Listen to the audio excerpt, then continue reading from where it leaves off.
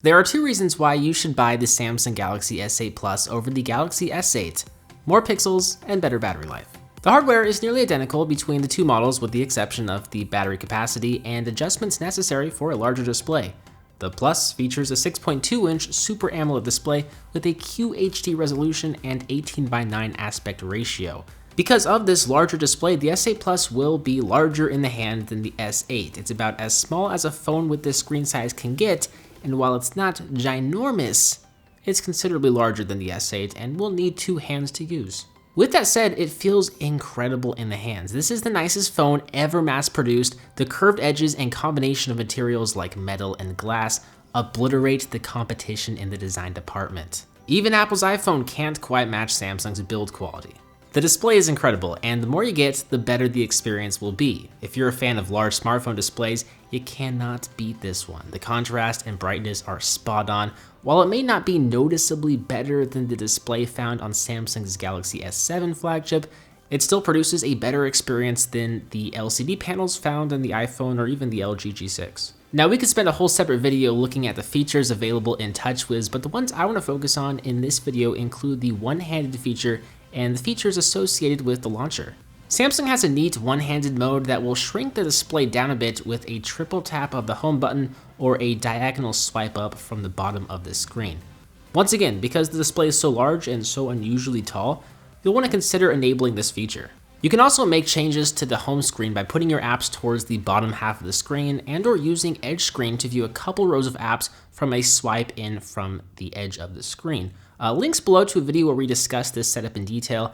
I've been using this setup pretty much ever since I first started using the S8 Plus, and I've been using it for almost a month now. Performance is not going to differ much at all, as the processor, graphics, and memory are the same on both models. It might take more processing power to push the additional pixels, but you're not really going to notice the difference, and it's worth noting that by default, both the S8 and S8 Plus are set at an FHD resolution and actually need to be adjusted to QHD in the settings.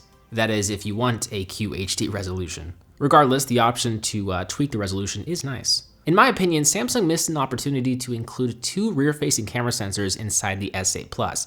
It's bigger and it's more expensive than the S8, so it would have been nice to see either a wide-angle sensor or a telephoto sensor included alongside the main 12-megapixel shooter. The S8 Plus takes excellent photos in well-lit scenarios. Even in poorly lit scenarios, this camera excels. It rivals the top of the pack in this department, but falls short of the features available with the iPhone 7 Plus and even some other budget devices like the Honor 6X and ZTE Axon 7.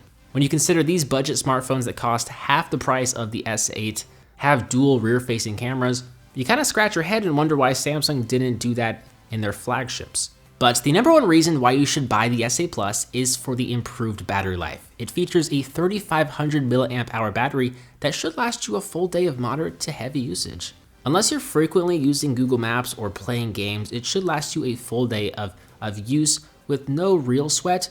I was able to get between 5 to 6 hours of screen on time, which is good for an Android smartphone, though I wasn't wowed. Keep in mind, this is without using the battery saving mode or tweaking any of the features that would have a big impact on battery life. The only changes I made were to the wallpaper. I installed a mostly black wallpaper to save some power each time I turned on the lock screen or viewed the home screen. It's helped to conserve some battery life, and I imagine you can get better screen on time by tweaking some more settings. But straight out of the box, the S8 Plus's battery life didn't absolutely wow me. So we discussed the two biggest differences between the S8 and S8 Plus, the display and the battery life. The other difference is the price. Unless you plan on consuming a ton of media and you absolutely need the extra battery life, I wouldn't recommend spending an extra $100 for the S8 Plus over the S8. I mean, the S8 and its 5.8-inch display is still on the large side, and it has all of the core components that make it one of the best, if not the very best, Android smartphone on the market. Plus, if you really need some extra juice, you can use the savings and buy a battery pack or a battery case. I've been using the Shield-On leather wallet case for the Galaxy S8 Plus. It works well and is a great option for those of you like me who don't want to carry around a big phone and a big wallet. You can combine the two and add protection to your new smartphone. Links below to check it out, and I'll include a coupon to get the case for 20% off as well. With that said, guys, I want to hear your thoughts of the Samsung Galaxy S8 and S8 Plus. Let me know how you like both devices in the comments down below.